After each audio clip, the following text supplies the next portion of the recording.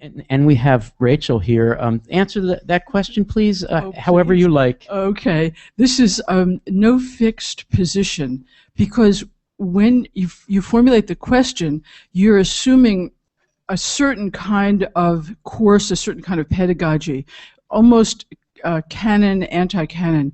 And I would say that it depends on what you want to use this poem for, which is sort of where you got to. Yes. Your second question. Well, what in a certain pedagogy, what?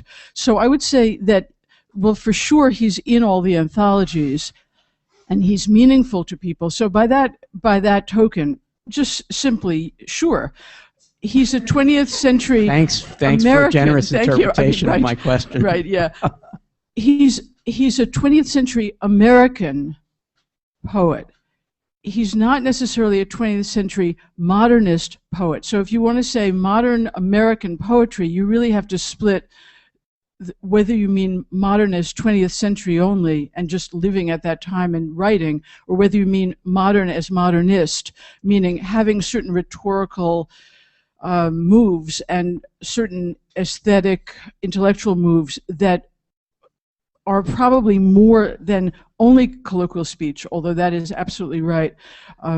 So that would be my answer. My longer answer would involve going into the text a little bit. Yeah, we're going to do that soon. Okay, I will be quiet. You knew we were going to do that soon. I did too. What's going to happen now is that I'll give John a chance at that question about whether we should be teaching Frost in the context of modern U.S. 20th century poetry.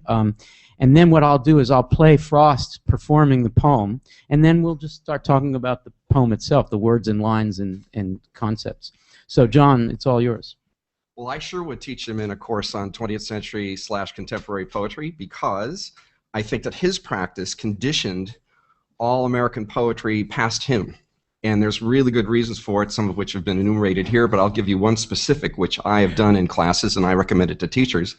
Look at the vowel patterns in this poem, and you will see an unusually concrete relationship between vowel sounds and the sense of what's being discussed. So there's a form-content synthesis that is very much modern in sensibility. Absolutely. In the way that the form down to the vowel sounds is part of the content. Yes. You would say. Yep. Specifically. Okay. Well, that was great and also amazingly succinct.